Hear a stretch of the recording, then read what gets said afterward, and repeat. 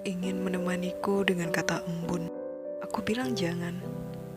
Aku tidak mau tersakiti untuk kesekian kalinya. Sebab embun tak biasa dengan masalah kekeringan. Engkau pun lantas berujar, ingin menemaniku dengan kata hujan. Aku bilang jangan.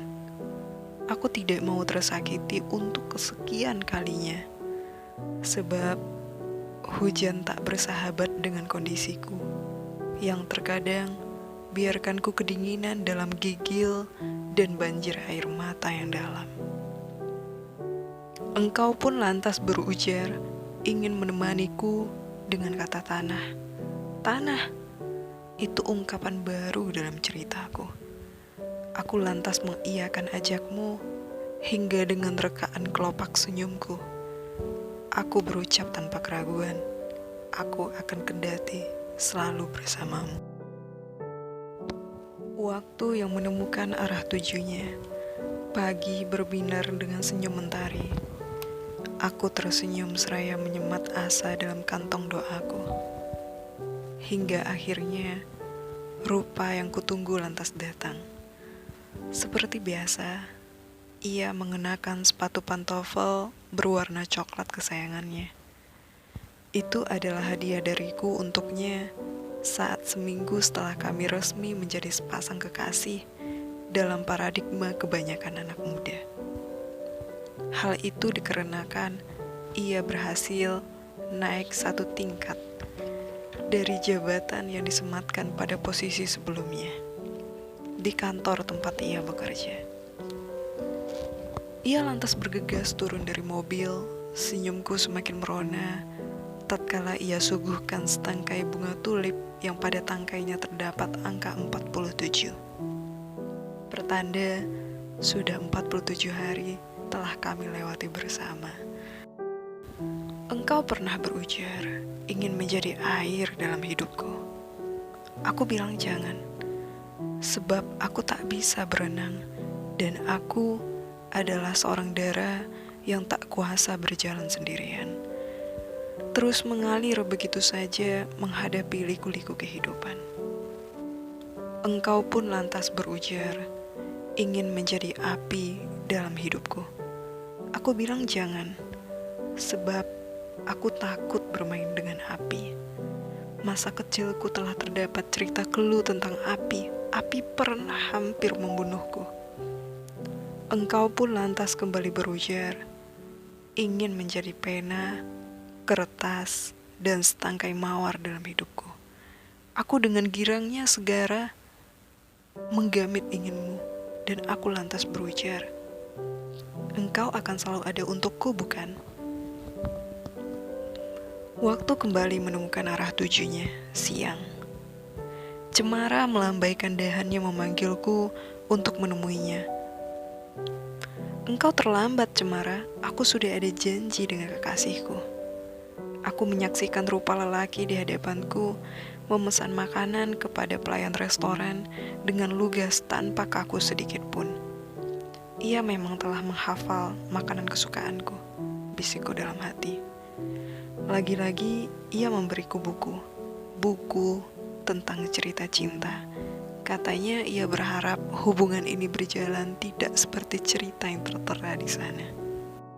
Engkau pernah berujar ingin menjadi nahkoda pada kapalku. Aku bilang jangan. Hidupku adalah kepunyaanku. Engkau pun lantas berujar ingin menjadi asisten pribadiku. Aku bilang jangan. Jabatan asisten pada kantorku telah terisi penuh. Dan engkau pun lantas berujar ingin menjadi suamiku. Aku berdecak kagum dengan inginmu. Aku lantas segera mengiyakan inginmu dan aku lantas berujar, engkau akan selalu ada untukku tentunya. Waktu kembali menemukan arah tujunya, malam. Rembulan bersanding dengan bintang seperti aku dan dirimu berjalan beriringan denganmu. Kini, semua terasa berbeda. Engkau beranjak terburu-buru dari hadapku tidak memikirkan tanda tanya yang berkelebat dalam benakku. Apa yang terjadi? Ternyata, tatkala selidikku berbuat, engkau menemui kekasihmu yang lain di rumah sakit. Aku terluka, aku menangis, aku mengais tumpukan penyesalan, hingga aku tersungkur dalam derai air mata. Ternyata inginmu yang kuindahkan adalah dusta. Engkau adalah embun yang lenyap begitu saja tatkala kekeringan datang. Engkau adalah hujan yang hadirkan gigil teramat dalam hidupku.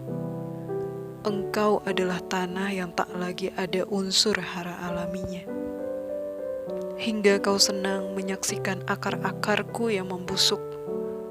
Engkau adalah air yang menghanyutkanku. Engkau adalah api yang membunuh harap dan kepercayaanku. Engkau adalah pena, kertas, dan mawar yang membuatku lugu karena keindahan.